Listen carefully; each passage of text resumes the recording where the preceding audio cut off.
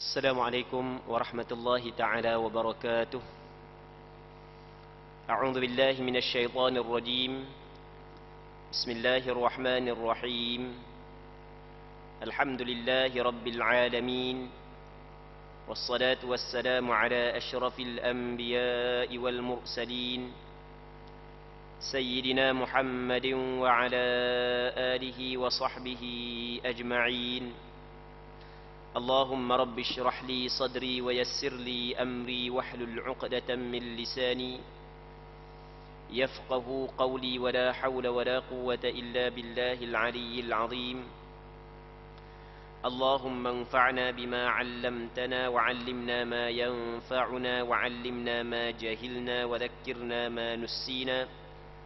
اللهم يسر ولا تعسر، رب تمم بالخير. اللهم افتح علينا فتوح العارفين، وفقنا توفيق الصالحين. اللهم لا سهل إلا ما جعلته سهلا، وأنت تجعل الحزن إذا شئت سهلا. InsyaAllah kita sambung balik pengajian kitab Bulughul Maram yang membincangkan tentang hadis-hadis yang berkait dengan hukum hakam, yang disusun dan dikumpulkan oleh seorang ulama hadis yang terkenal yang dikenali sebagai Al-Hafidh Ibnu Hajar Al-Asqalani rahimahullahu subhanahu wa ta'ala, wa nafa'ana Allahu bi'ulumihi fid darain amin. Kita masih lagi dalam perbincangan berkenaan dengan sembahyang gerhana. Jadi minggu lepas kita bincang sedikit daripada hadis yang menyebut tentang sembahyang gerhana.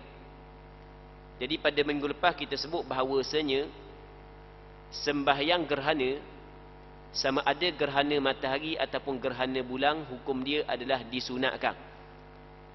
Mazhab Imam Syafi'i dan pandangan majoriti ulama mengatakan apabila berlaku gerhana, sama ada gerhana matahari ataupun gerhana bulan, maka sunat kita sembahyang. Baik, jadi pada malam ni masih lagi kita nak cerita tentang sembahyang gerhana. Katanya wa'ani bin Abbas radhiyallahu anhuma qal, hadis yang ke-530 wa'ani bin Abbas radhiyallahu anhuma qal, in khasafatish syamsu ala ahdi an-nabiy sallallahu alaihi wasallam fasalla faqama qiyaman tawila nahwan min qira'ati suratil baqarah, ثم ركع ركوعا طويلا، ثم رفع فقام قياما طويلا وهو دون القيام الأول، ثم ركع ركوعا طويلا وهو دون الركوع الأول، ثم سجد، ثم قام قياما طويلا وهو دون القيام الأول، ثم ركع ركوعا طويلا وهو دون الركوع الأول، ثم رفع فقام قياما طويلا وهو دون القيام الأول، ثم ركع ركوعا طويلا وهو دون الركوع الأول، ثم سجد، ثم انصرف وقد تجلت الشمس فخطب الناس. متفق عليه، واللفظ للبخاري. وفي رواية لمسلم صلى حين كسفت الشمس 8 ركعات في 4 سجدات. Katanya daripada Abdullah bin Abbas radhiyallahu taala anhuma, katanya telah berlaku gerhana matahari di zaman Nabi sallallahu alaihi wasallam, maka baginda mengerjakan solat gerhana. Jadi kata Abdullah bin Abbas, di zaman Rasulullah pernah berlaku gerhana matahari. Manakala hadis yang minggu lepas, hak tu diriwayat daripada Mughirah bin Syu'bah. Begitu juga diriwayat daripada Abi Bakrah, diriwayat daripada Aisyah. Hak ini diriwayat daripada Abdullah bin Abbas.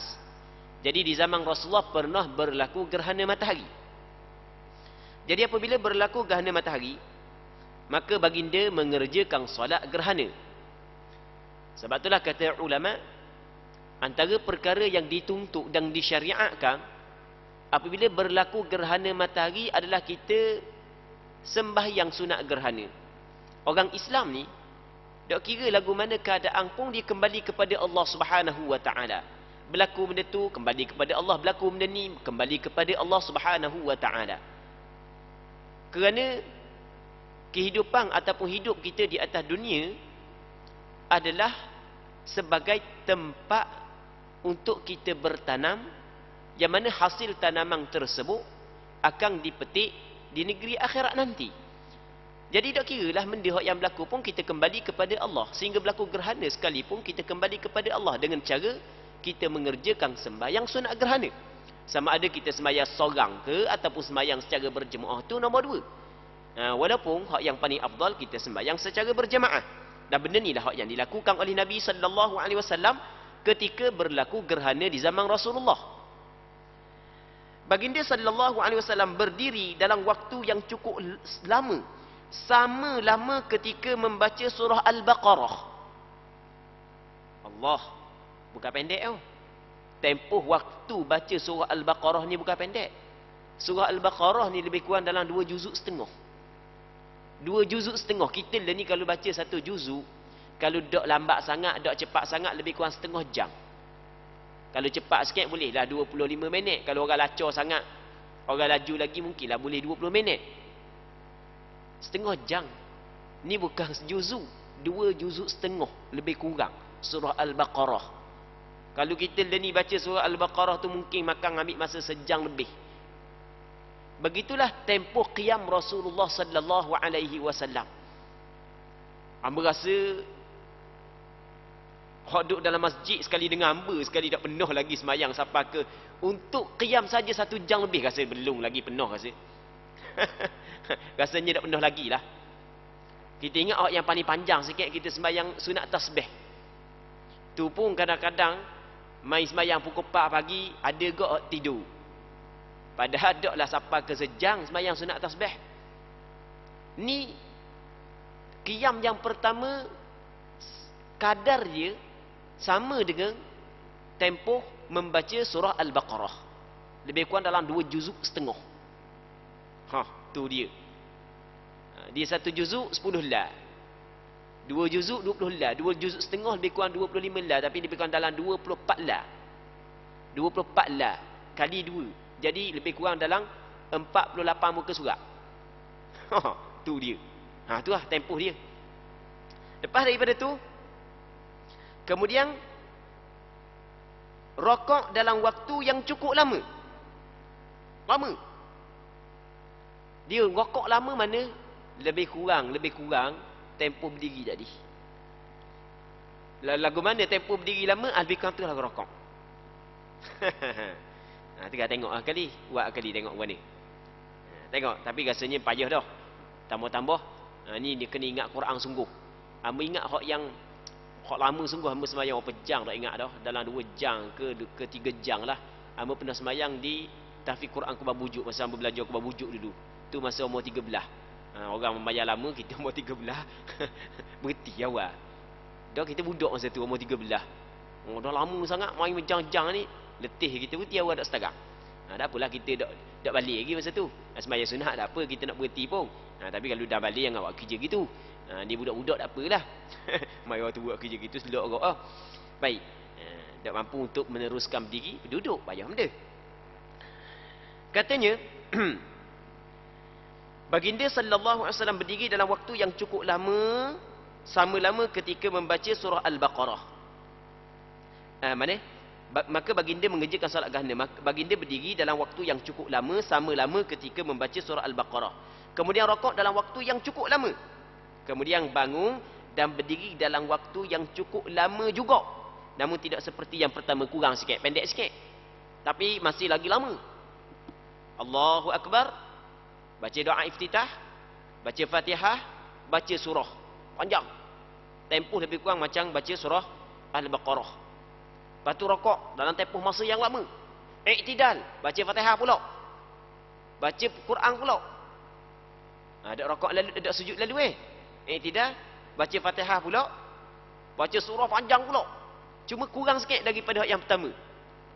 Kalau hak saat ni 2 juzuk setengah, hak ni lebih kurang 2 juzuk je. Kalau cakap kita gitu lebih kurang 2 juzuk je. 2 juzuk pun dia tahan kau. Okey. Lepas daripada tu, kemudian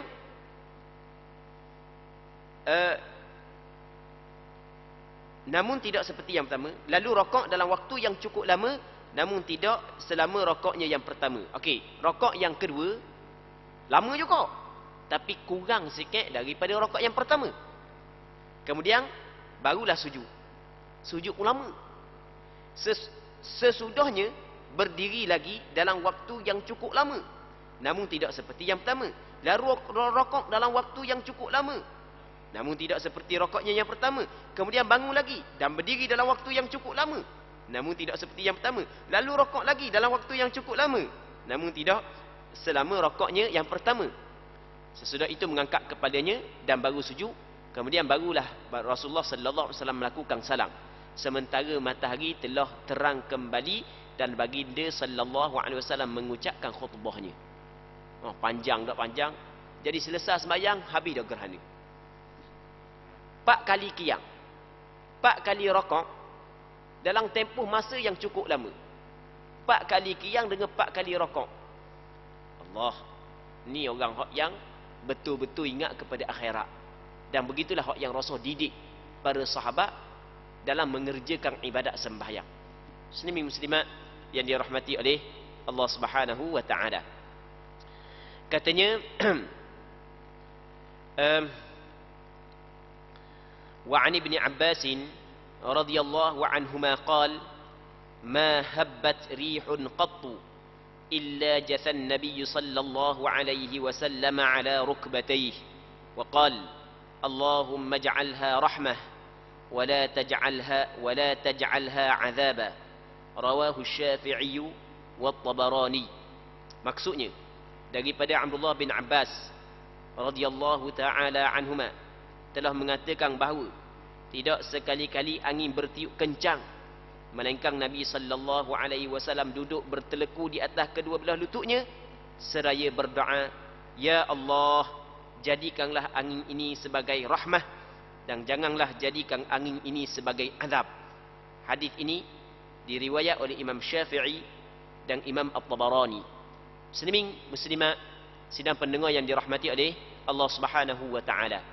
Dalam hadis ni Abdullah bin Abbas radhiyallahu taala anhuma dia menceritakan kepada kita bahawasanya Rasulullah apabila beliau melihat angin maka terus berdoa kepada Allah. Kerana benda? Kerana Rasulullah sallallahu alaihi wasallam bimbang angin tersebut pembawa azab.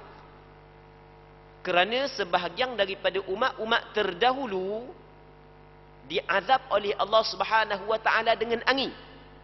Sebahagian daripada umat dahulu diazab oleh Allah Subhanahu wa taala dengan angin.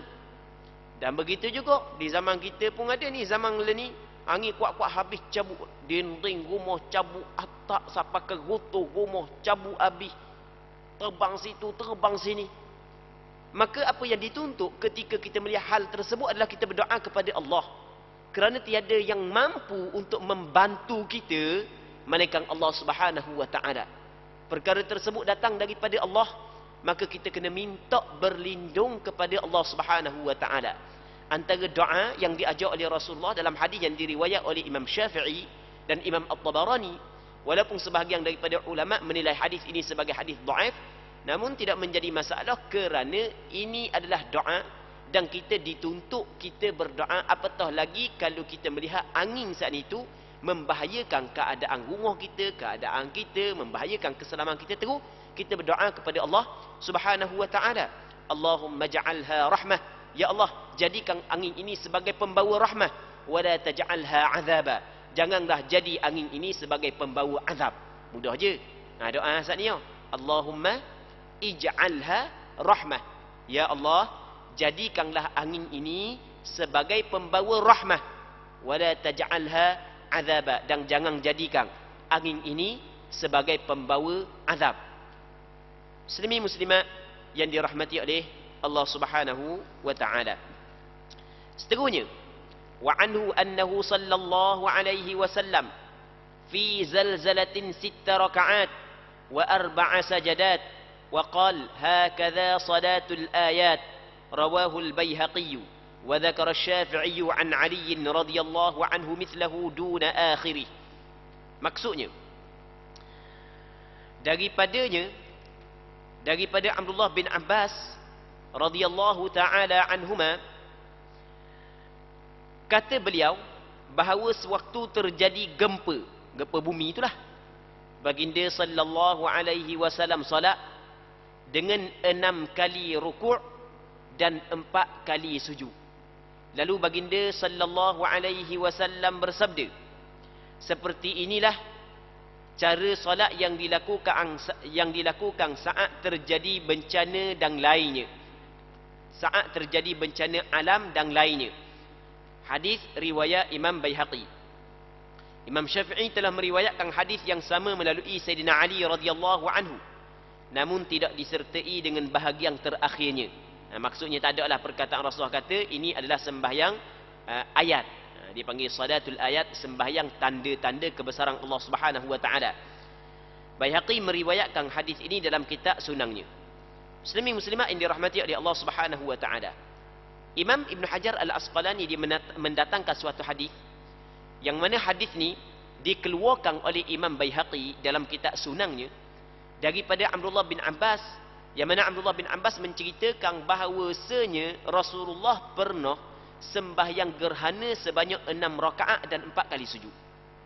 Jadi apabila berlaku gerhana, Rasulullah sallallahu alaihi wasallam sembahyang sebanyak 6 kali rakaat dan 4 kali sujud. Maksudnya 2 rakaat, 3 kali rakaat, dan setiap rakaat 3 kali rakaat dan 2 kali sujud.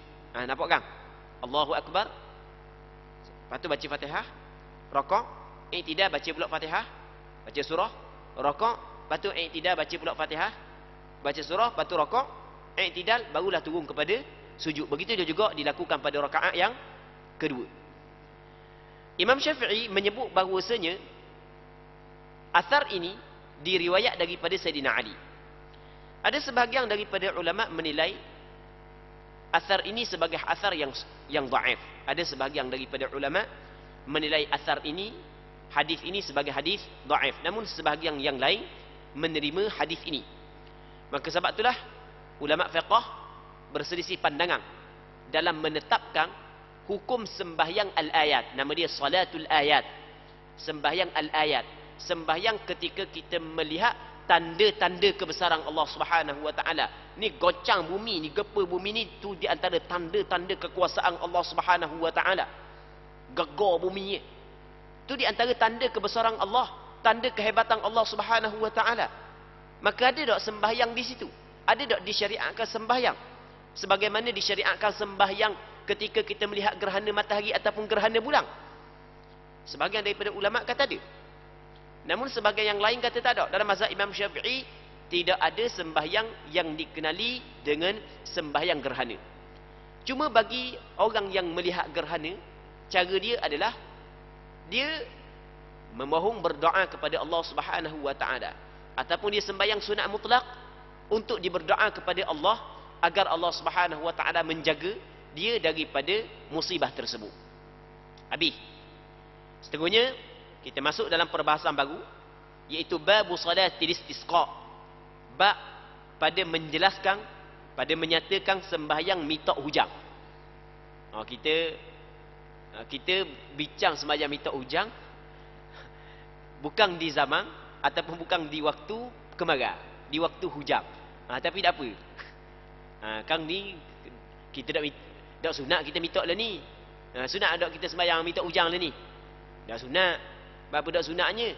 Dia sebenarnya sembahyang minta hujan ni disunatkan ketika perlu kepada air. Sekarang ni air sedang, hujan sedang turun. Dak sunatlah kita sembahyang minta hujan. Baik. Jadi sembahyang minta hujan ni ketika kemarau ataupun air tak cukup. Ada hujan tapi tak cukup air. Maka disyariatkan, dituntut kita sembahyang yang dinamakan sebagai sembahyang istisqa. Dia sebenarnya minta hujan ni bukan mesti dengan sembahyang. Dia ada 3 cara minta hujan ni, dengan 3 cara. Cara yang pertama adalah kita berdoa. Sama ada berdoa seorang ke, berdoa ramai-ramai ke, tak kira lah. Kita berdoa. Jadi kita kata dalam pukul 10 lagi kita pakat doa weh. Kita pakat doa minta Allah Subhanahu Wa Taala turun hujan sebab kemarau panjang ni. Okey, satu. Cara yang kedua adalah berdoa selepas daripada sembahyang. Sama ada sembahyang fardu, tadi berdoa yang tidak diikatkan dengan sembahyang, tidak dikaitkan dengan sembahyang. Kita pakai pada berdoa. Ikutlah pukul apa pun kita pakai berdoa. Pakai berdoa sikit seorang agar Allah Subhanahu Wa Taala turunkan hujan. Itu yang pertama.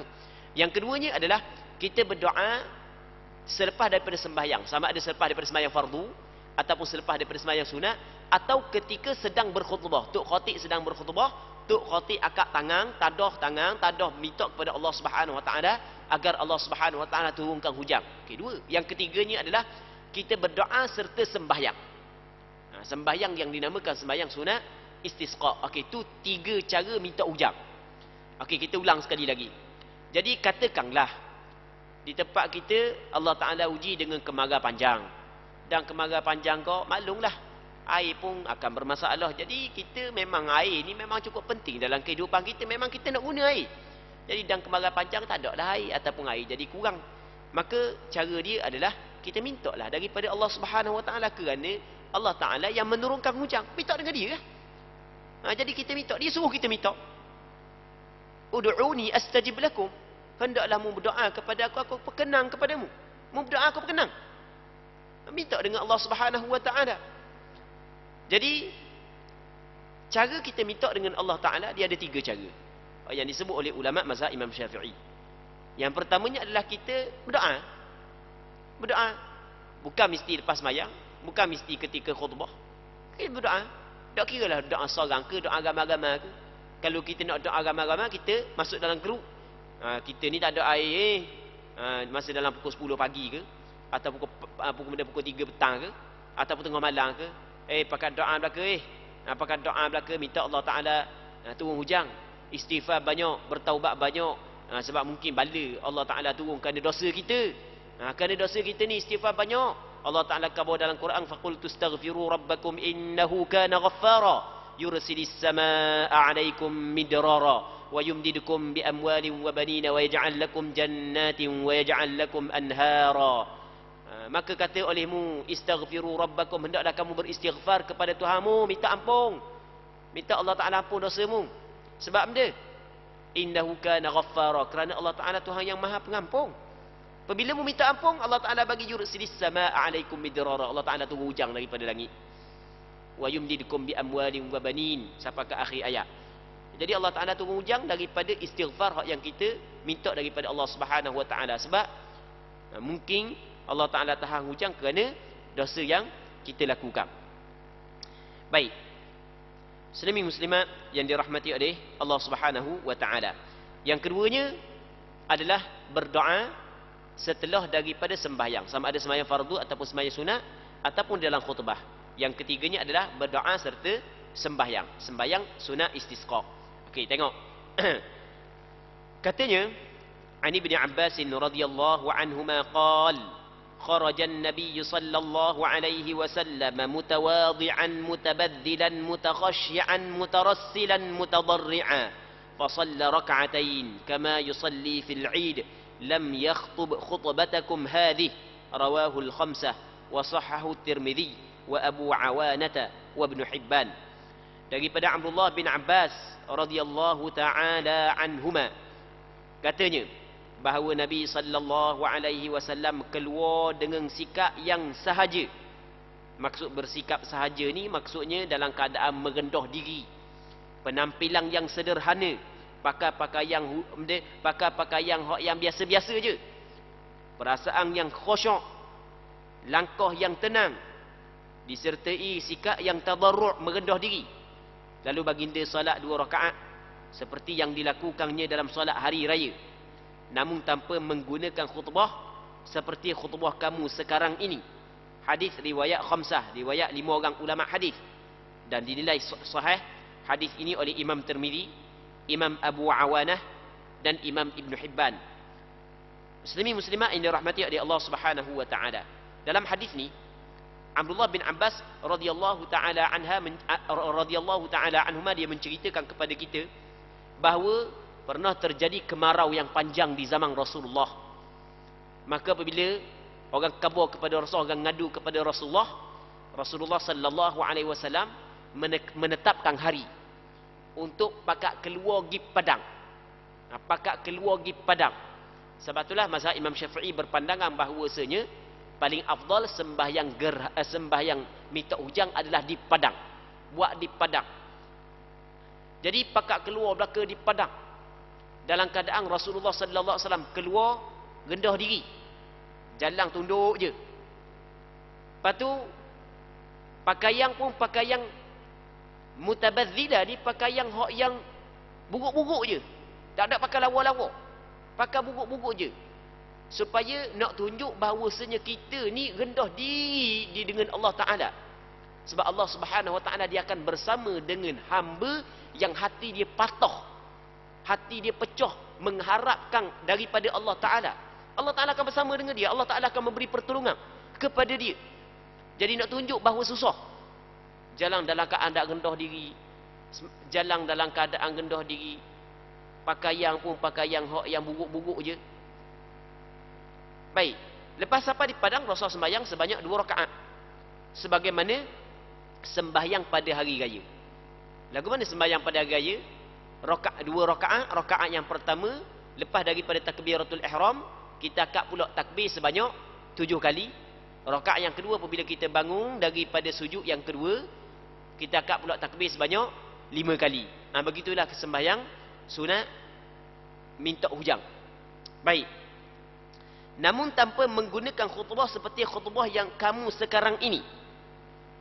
Rasulullah tidak berkhutbah seperti khutbah kamu. Bukan tidak berkhutbah langsung, tapi khutbah dia tidak seperti khutbah kamu. Kerana khutbah Rasulullah sallallahu alaihi wasallam dalam sembahyang minta hujang lebih kepada supaya bertaubat, kembalikan kezaliman. Kalau buat zalim, kembalikan balik kepada tuang dia. Ambil barang orang atau semula, minta maaf balik kezaliman, istighfar, bertaubat kepada Allah. Kerana punca daripada dosa-dosa yang dilakukan oleh kita sehingga Allah Ta'ala menahan hujang. Itu maksud dia. Baik, hadis ini dikeluarkan oleh 5 orang ulama hadis dan dinilai sahih hadis ini oleh Imam Tirmizi, Imam Abu Awanah dan Imam Ibn Hibban.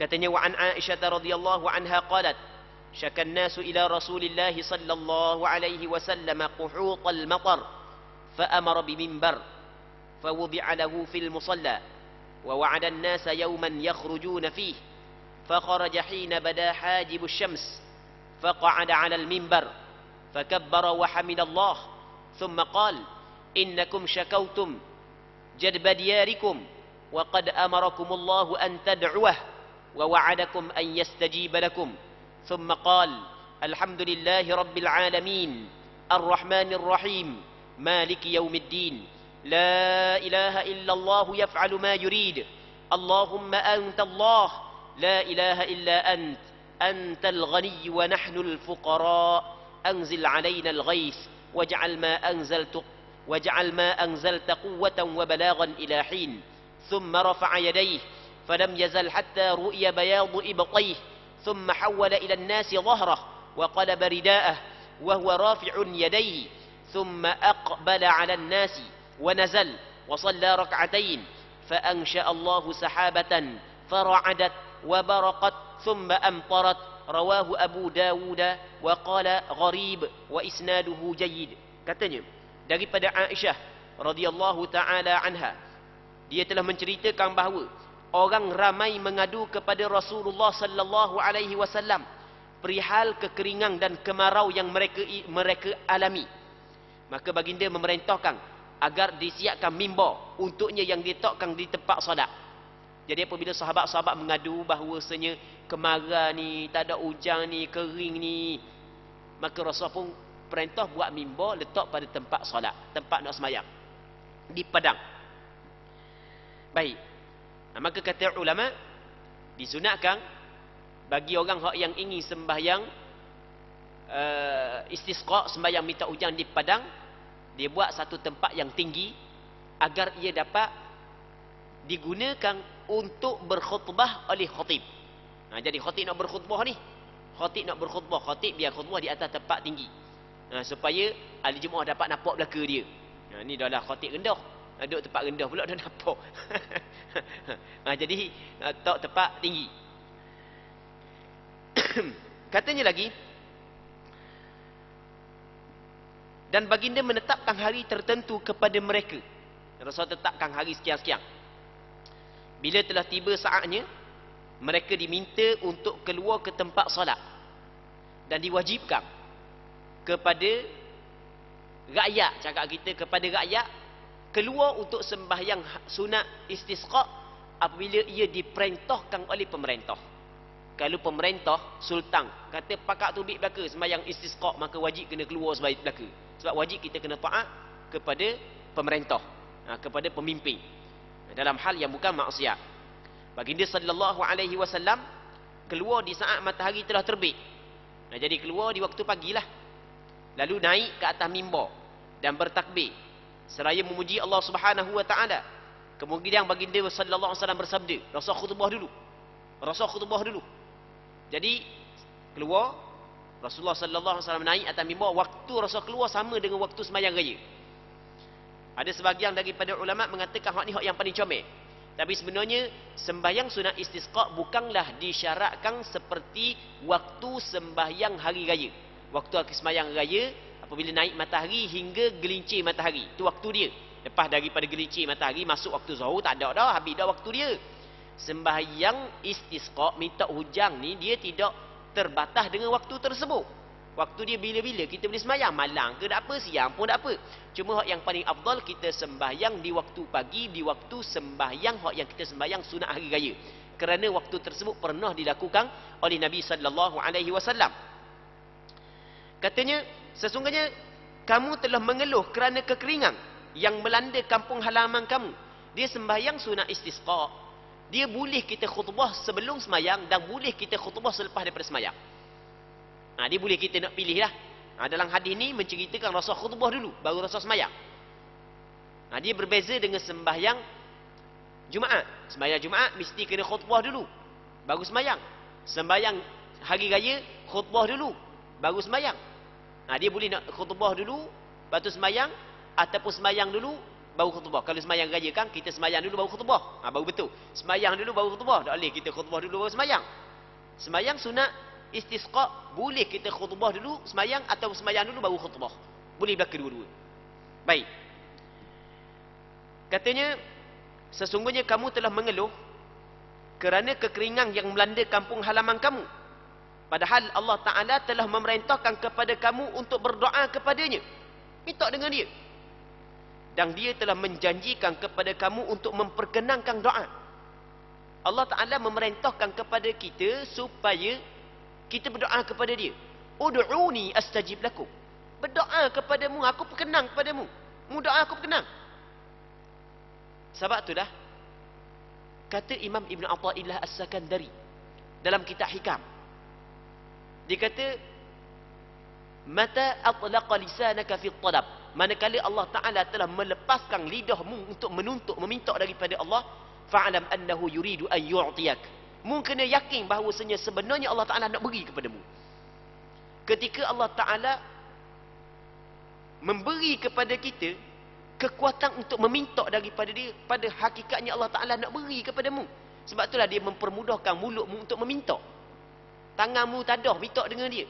Sebab Allah Ta'ala khabar kita dalam Quran, ud'uni astajib lakum. Mu kena minta daripada aku, doa, aku akan perkenang untukmu. Jadi Allah Ta'ala telah memerintah kepada kita untuk berdoa. Dan dia telah menjanjikan kepada kamu untuk memperkenankannya. Sesudah itu baginda sallallahu alaihi wasallam berdoa. Salam berdoa. Segala puji hanyalah milik Allah Tuhan semesta alam, yang maha pemurah lagi maha penyayang, yang menguasai hari pembalasan. Tiada Tuhan yang berhak disembah selain Engkau. Dia melakukan apa yang dikehendakinya. Ya Allah, Engkau adalah sembahan kami. Tiada Tuhan selain Engkau. Engkau maha kaya sedang kami orang yang fakir berhajat kepadamu, ya Allah. Maka turunkanlah hujan kepada kami. Dan jadikanlah hujan yang Engkau turunkan kepada kami sebagai kekuatan dan bekal bagi kami hingga masa tertentu. Hingga kepada tempoh yang tertentu. Kemudian, baginda sallallahu alaihi wasallam mengangkat kedua belah tangannya. Dan sentiasa begitu sehingga kulit ketiaknya yang putih terlihat. Akak dua tangan. Akak tinggi. Dia akak dua tangan, boleh kita akak gini. Boleh kita akak gini. Rasa akak tinggi itu siapa kenapa ni? Putih. Ketiak Rasulullah sallallahu alaihi wasallam minta sungguh dengan Allah Subhanahu wa taala. Lepas tu katanya, lalu memutar tubuhnya hingga membelakangi orang-orang dan membalikkan kain selendangnya, seraya tetap mengangkat kedua belah tangannya. Jadi Rasul pun pusing hadap kiblat. Kan sekarang ni khutbah dihadap kepada ahli Jumaat. Tengah-tengah berdoa ni pusing ke kiblat, membelakangi ahli Jumaat. Nampak kan? Rasul tengah-tengah khutbah tu pusing ke hadap kiblat. Lepas tu Rasulullah dia ada kain ridak. Kain ridak ni contoh ginilah. Contoh kain ni dia letak atas bahu. Okey, dia letak atas bahu. Lepas tu Rasul pusing. Hak kanan sebelah kiri, hak kiri sebelah kanan. Ni kan? Okey, kita kanan, kiri. Rasul pusing. Pusing. Buat gini. Okey, nampak kan? Ini kekah-kekah ni kita cerita ni sebab waktu habis dah. Rasul pusing. Sebab benda Rasul pusing? Kerana tafaul, minta sempurna baik agar Allah Ta'ala pusingkan daripada kemarah kepada hujang. Pusing dah boleh benda pusing gitu. Benda tu dilakukan oleh Rasulullah. Apabila benda tu dilakukan oleh Rasulullah, ia menjadi sunnah. Sebab itulah dalam sembahyang minta hujang, sunnah tu imam, tu khatib pusing ni. Hak yang diletak atas bahu. Manakala orang hak yang ahli jemaah pun sunat pusing. Sebab Rasul buat. Jadi apabila Rasulullah buat, maka sunat kita ikut Rasulullah buat. Benda ni bukan khusus untuk Rasulullah sebab tidak ada dalil yang menyebut bahawasanya benda ni adalah khusus untuk Rasulullah. Jadi apabila Rasulullah buat, kita pakat buat belaka. Tengok. Nampak pusing pun dia main pusing-pusing gitu. Main pusing-pusing lagu tu Rasul buat. Rasulullah sallallahu alaihi wasallam buat sebagai isyarat minta Allah Taala pusingkan daripada kemarau kepada hujang. Panjang lagi hadis Kita kena sambung minggu depan pula dadang dah Panjang sangat hadis ni. Panjang lagi. Nanti insya-Allah kita sambung minggu depan kalau sekiranya dipanjangkan umur. Jadi untuk malam ni kita berhenti sini dululah. Insya-Allah kita mengharapkan, kita berdoa kepada Allah Subhanahu wa taala agar apa yang kita bincang pada malam yang mulia ini diberkati oleh Allah Subhanahu wa taala dan sama-sama kita dapat mengambil manfaat. Wallahu Subhanahu wa taala a'la wa a'lam. Allahumma haqqiqna bittiba'i nabiyyika Muhammadin sallallahu alaihi wasallam zahiran wa batinan. Allahumma ij'alna mimman yastami'una al-qawla fayattabi'una